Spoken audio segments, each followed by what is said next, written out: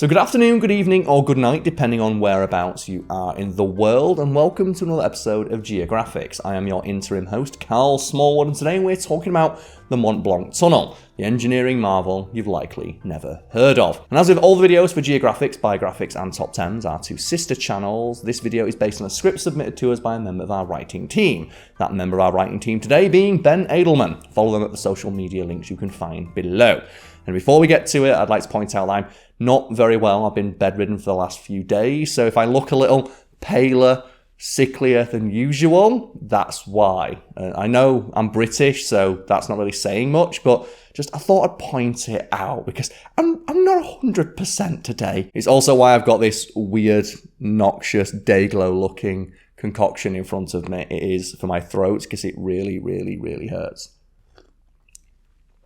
Medicine-y.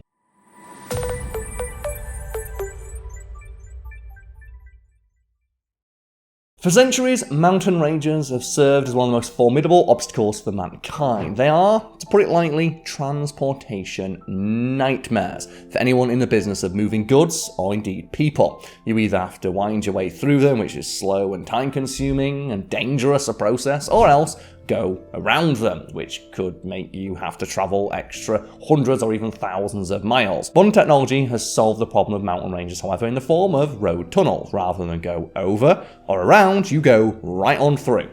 But here's the thing, road tunnels, while a vital piece of transportation infrastructure, saving travellers countless hours and allowing for the passage of heavy commercial traffic which would otherwise be unable to traverse the mountains, are kind of difficult to build. And as commuters, we tend to overlook tunnels, with few people ever really appreciating the immense amount of effort and resources needed to quite literally carve out a shortcut through a mountain like a Mario Kart level, such as in the case of the Mont Blanc Tunnel. When it opened to traffic in 1965, the Mont Blanc was the longest and deepest road tunnel ever built, stretching for about 11.5 kilometers under Europe's highest mountain. The tunnel has served as a vital link between France and Italy, and at one point carried as much as a third of Italy's commercial traffic to the rest of the European continent. Unfortunately, it also showcased how dangerous tunnels like this can be when a disaster in 1999 claimed more than 36 lives. But before that, we have to talk about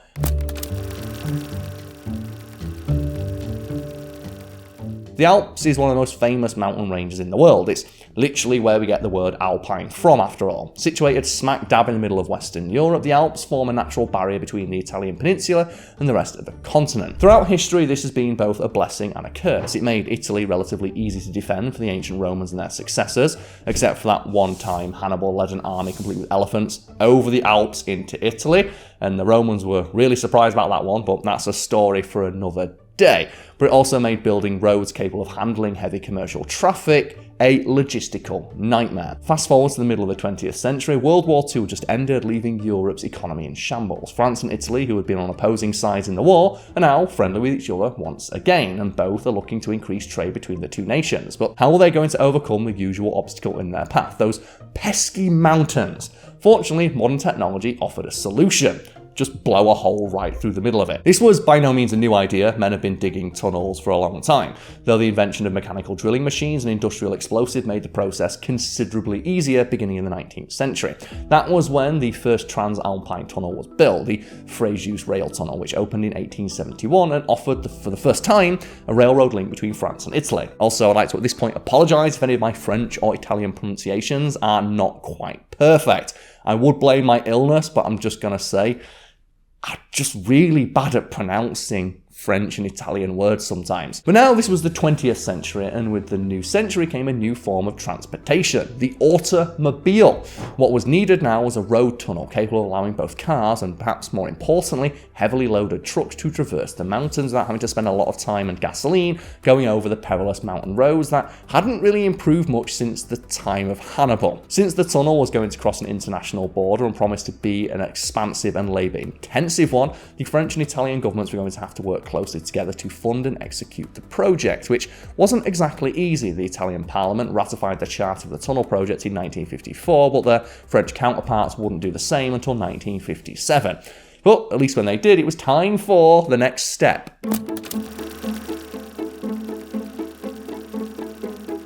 The tunnel was planned to connect the French town of Chamonix with the Italian town of Courmayeur, which both stand in the shadow of Europe's highest mountain, Mont Blanc. Despite the fact the tunnel project got the name the Mont Blanc Tunnel, the tunnel doesn't actually pass beneath that specific mountain, but the one next to it, the Aiguille du Midi. Admittedly, needle at midday, which is what Aiguille du Midi stands for, which is kind of awesome. It sounds like a weapon you get in Elden Ring. It isn't as catchy as Mont Blanc, which literally translates as White Mountain. The Italian name for the mountain, for those interested, is Monte Bianco.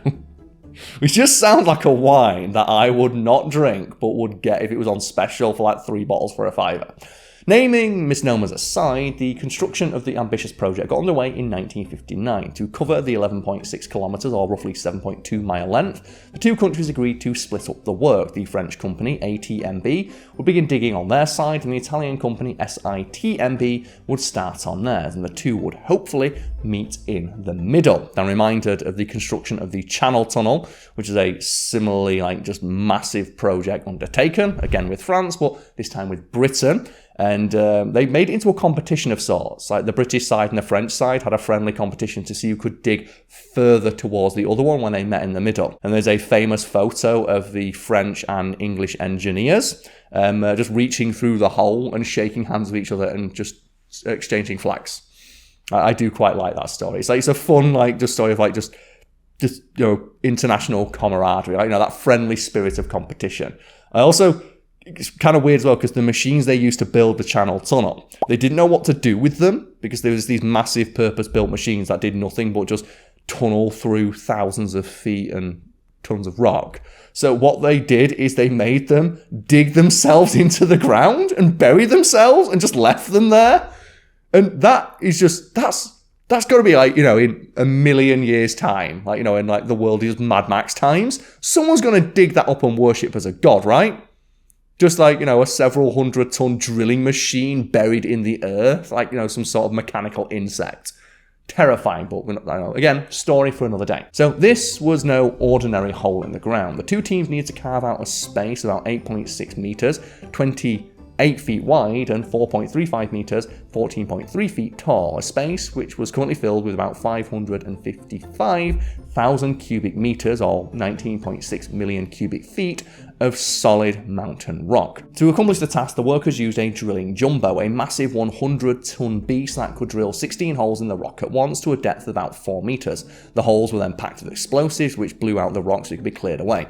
More than 700 tons of explosives was used in the drilling of the tunnel alone.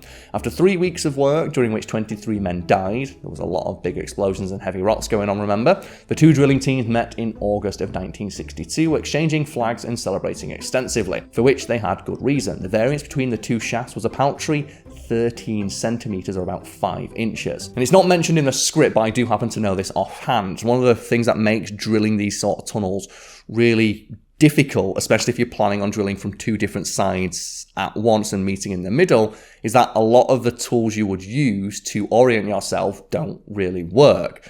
For example, just the mountain range itself will mess with orienteering equipment like compasses and stuff due to its sheer mass. So it's actually a logistical nightmare just to figure out how to go in a straight bloody line. So the fact they did it and there was only 13 centimeters of variance is an achievement. I believe when it came to the Channel Tunnel, the variance was even lower. I want to say close to just a few centimeters, if that. But that'd have to be fact checked. I don't know the exact number off the top of my head. Getting back to the Mont Blanc Tunnel, digging the hole was just the first step. It took a further 3 years to finish the tunnel, which included pouring more than 60,000 tons of cement, reinforced by 300 tons of iron to create the tunnel vault that the vehicles would use. Because keep in mind, there's no a billion tons of mountain on top that it somehow has to stop from collapsing inwards.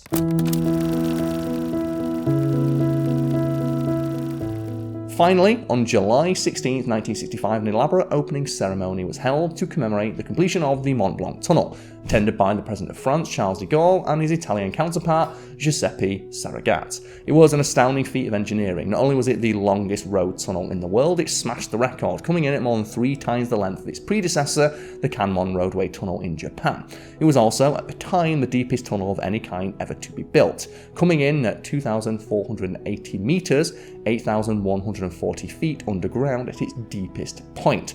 The tunnel was an immediate success, particularly for commercial traffic. catastrophic. Initial estimates put the total number of vehicles travelling through the tunnel at 200,000 annually, but by the mid-70s there were at least 200,000 trucks travelling through it, not to mention all the cars and stuff. By the mid-1990s, more than 2 million vehicles per year were using the tunnel, nearly half of them trucks. Not even the opening of a second tunnel, the Frejus Road Tunnel, further to the south, slowed the increase, neither did dramatically raising the tolls to use it. Commercial trucking was growing in popularity all over the world at this point, largely because trucks can carry heavy loads to a lot of places trains simply cannot reach. And the Mont Blanc Tunnel was vital to the industry, at one point carrying half of the total truck traffic between France and Italy, up to 1/3 of Italy's total exports to Northern Europe. The two companies who built the tunnel and continued jointly managing it after it opened realised that with all this traffic coming through, the potential for accidents increased dramatically. How could you keep people safe in an emergency situation when they're in a concrete tube underneath a mountain as far away as 6 kilometres from the exit? Where did you go? There's no emergency exits in a tunnel, it's you get to one end or the other. Now, the most obvious danger was fire, which is why fire prevention was the focus of the tunnel's first modernisation upgrade in 1990. Surveillance cameras were installed along the entire length of the tunnel, monitored in separate control rooms on both the French and Italian sides. Emergency fire shelters were put in strategic places along the tunnel for motorists to take refuge in if a fire occurred. Then there were also smoke detectors put into the ceiling, and firefighters were permanently stationed at both ends of the tunnel so they could quickly respond in case of an emergency. The system appeared on the surface to work quite well. Between 1965 and 1999, there were an estimated 17 vehicle fires inside the tunnel, all of which were safely extinguished without incident.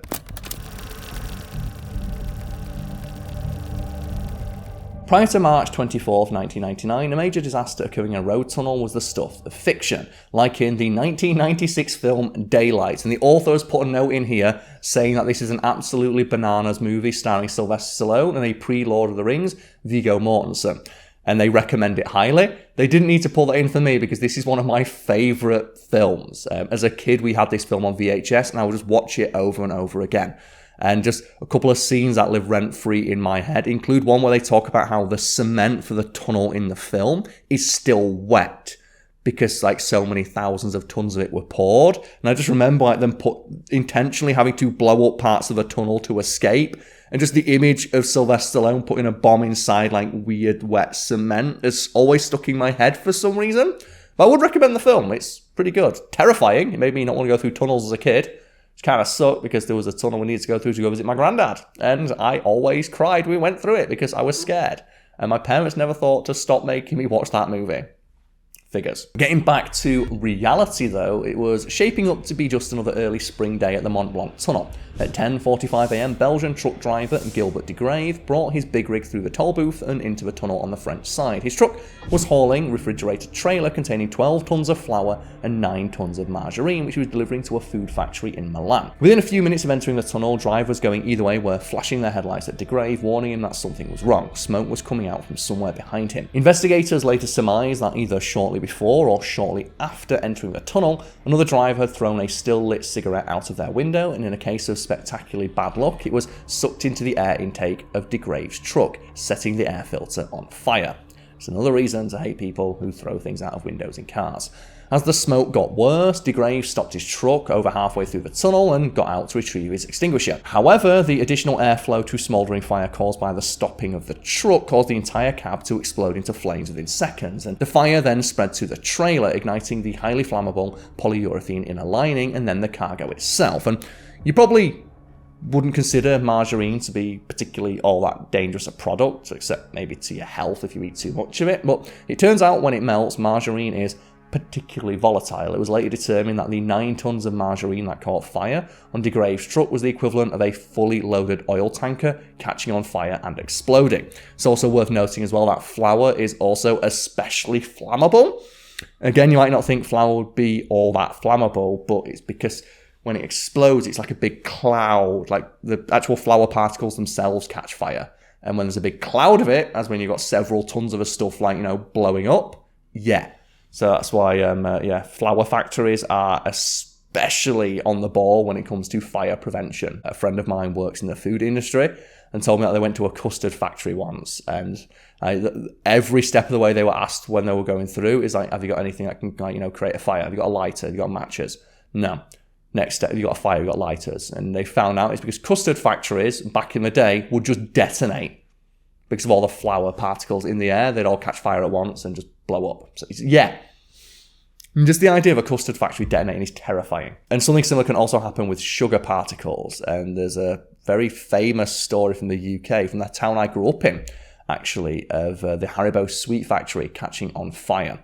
And due to all the sugar in there, like the fire was just this nightmarish inferno. Because they said, yeah, like you might not think, like, you know, sweets would be, or candy to Americans would be, like, you know, just all that flammable. But no, sugar burns really, really, really quickly. And when there's a lot of sugar, there's a lot of fire. Anyway, thick black smoke rolled off the fire and was pushed towards the French end of the tunnel by the ventilation system, engulfing the 25 vehicles that had queued up behind the burning truck after it stopped. Some of the cars tried to turn around and drive to safety, but cars, much like people, need oxygen to work properly, and their engines soon sputtered and died. Others fled on foot, but the smoke outran them, and they were soon overcome by the toxic chemicals it contained, such as carbon monoxide and hydrogen cyanide. Firefighters approached from both ends, but the one on the French side was stopped by the impenetrable wall of smoke, which killed their fire engine.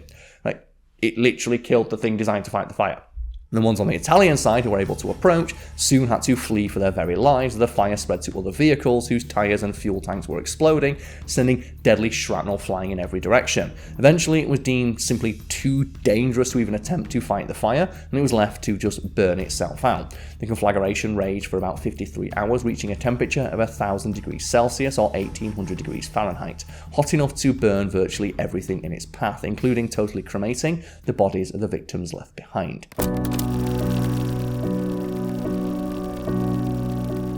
After the fire burned out, it took another 5 days for the tunnel to cool down enough for investigators to go inside. And what they found was straight out of the scene of a horror movie. Over 50 vehicles had been burned down to their steel frames, the roadway had completely melted, and the damage to the tunnel walls and ceilings was extensive. Worst of all was the human cost, of course. 38 motorists and a single firefighter had died in the blaze, and over a dozen others were in hospital in serious conditions from smoke inhalation. The tunnel was closed for a long time following the fire, creating a traffic nightmare for the region as they attempted to cope with the loss of a major transportation artery. The economic cost of the closure was estimated to be in the billions upon billions of euros. An investigation would place much of the blame for the disaster on the tunnel's managers, who were accused of a disjointed, haphazard response to the crises, as well as poorly functioning safety equipment such as smoke alarms being switched off and the mismanagement of the air ventilation system that caused the majority of the deaths. Quite worryingly, it was noted that even if victims had made it to one of the aforementioned fire shelters, that might not have been enough to save them, as some firefighters found out in the attempts to take refuge in one from the fire, only to discover that the smoke poured in from the air vent designed to filter it away. In 2005, 13 people were convicted of various crimes for their role in the disaster, including the tunnel's head of security and the driver of the truck de Grave. In addition to repairing the damage caused by the fire, the tunnel underwent a very extensive, necessary safety overhaul while it was closed. A single entity was created to oversee the tunnel from a unified control room, staffed by both French and Italians. A new fire station was built right in the middle of the tunnel, equipped with trucks that can operate in smoke-filled areas, as well as infrared goggles that can spot people and fires even in zero visibility conditions, like smoke. Heat detection equipment was installed at both entrances to the tunnel that can spot overheating that might be indicative of a potential fire. All vehicles are required to pass through them before entering the tunnel. In addition, commercial vehicles are subject to additional inspections of their cargoes to make sure that potentially dangerous goods aren't going through the tunnel. So no butter, no margarine, no flour, no oil, no fuel. The tunnel finally reopened for traffic on March 9th, 2002, almost 3 years after the fire, and traffic continues to use it to this day, although not as many as they did before the fire. This is, however, entirely by design rather than out of a decrease in the tunnel's popularity. The speed limit was reduced to 70 km per hour, roughly 45 miles per hour, and a minimum safe distance of 150 meters, roughly 500 feet, is strictly enforced for all vehicles traveling through it. No more than 5 trucks are allowed to traverse the tunnel at a time, with overflow lots called staging areas being built to handle the buildup of extra vehicles waiting to use the tunnel. The increased wait time, as well as the high toll, over €50 for a car, trucks pay even more than this, have caused some motorists to choose alternate routes, but there are still nearly 1.9 million vehicles using the tunnel in 2022 alone.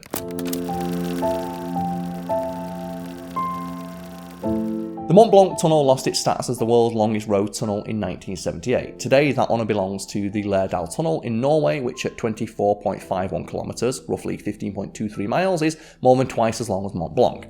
In fact, 21 other road tunnels have been built since Mont Blanc opened that are longer, including 3 transalpine tunnels. Neither is Mont Blanc the deepest tunnel in the world anymore. That honour belongs to a newly opened Gotthard Base Tunnel in Switzerland, with the Mont Blanc holding on to second place, although quite tenuously. It may not have the laurels that it once did, but the tunnel is still one of the most important pieces of transportation infrastructure in the entire region, if not the world. So much so there is considerable pressure on the operators to keep the tunnel open even when repairs need to be made. And there are plenty of repairs that need to be made. The tunnel will turn 60 years old in 2025, and decades of normal wear and tear, as well as millions of vehicles worth of exhaust fumes, which literally eat away at the concrete walls over time, which isn't great when there's a billion tons of mountain on top of you, mean that more and more time is spent trying to keep the structure from completely going to pieces, collapsing in on itself. A major renovation was scheduled for September 2023, but after the forced closure of the Frejus tunnel to the south, the maintenance work was delayed. Eventually, the operators had no choice but to close both tunnels at the same time for safety reasons, creating a major traffic backup. Well, safety first. It is hoped that the opening of the second bore of the Frejus tunnel, scheduled for the middle of 2024, will help to relieve some of the congestion and allow the older tunnel to undergo more extensive renovation work. Meanwhile, the dramatic increase in vehicle traffic through the Alps since the opening of the tunnels has led to criticisms from both area residents and tourists that the heavy traffic is contributing to pollution in the area. The mountain valley between the soaring peaks of the Alps, home to some of the most popular ski resorts in Europe, have had some of the worst air quality in recent years, particularly in the winter. It's worth noting though that most of this air pollution can be blamed on the prevalence of wood-burning stoves in homes for heat, though a not insignificant portion of it can be attributed to the emissions of vehicles, especially trucks, going through the Mont Blanc Tunnel. To combat this, the tunnel operators have made significant changes to the way they operate over the course of the last decade. They've installed a particle filter at the entrance to filter out harmful emissions before they reach the atmosphere, and switched to air conditioning and heating systems that run on water rather than gas, and perhaps most significantly imposed a tiered toll structure that forces operators of older, more emission-prone vehicles to pay a higher toll than those driving newer, more fuel-efficient ones. This has led to commercial operators upgrading their fleets to reduce emissions, but they're doing it to reduce costs for themselves. We all know how businesses run. Since the 1999 disaster, the Mont Blanc Tunnel has been free from major incidents, and it is hoped that the considerable safety improvements made after the fire, that another disaster of this magnitude will never happen again in the region. But tunnel fires are still a concern for safety experts worldwide, particularly since many older tunnels, including ones in the US, do not have the same safety features as the Mont Blanc Tunnel. Experts believe that another fire in a road tunnel that caused a large-scale loss of life is not only likely, but simply a matter of time, particularly if safety standards aren't rapidly improved to the level at which they are in the Mont Blanc Tunnel. Until that happens though, millions of people every year will continue to use tunnels, most of them not even thinking about them except for perhaps maybe how long it takes to get through them. Tunnels tend to be unappreciated as engineering structures, perhaps because unlike bridges, you can't see a tunnel unless you're actually inside of it. But as Mont Blanc Tunnel shows, they're just as important as bridges in our transportation infrastructure. After all, don't you think, if Hannibal had had the option to take his elephants through the Mont Blanc instead of over the mountains, he certainly would have taken it. And that would be a sight I'd like to see elephants going. But I hope you found this video to be entertaining, informative, and educational. If you're inclined to agree, you can let the author Ben Edelman know at the social media links they provided to us below. I've been your host, Cal Smallwood. I've been very, very ill these last few days. I apologise. My goopy green liquid is not helping all that much, but thank you for sticking with us for this one. Subscribe for more content like this, comment with feedback or suggestions, and like the video if you enjoyed it. And as always, go out there and have the day that you deserve. Cheers.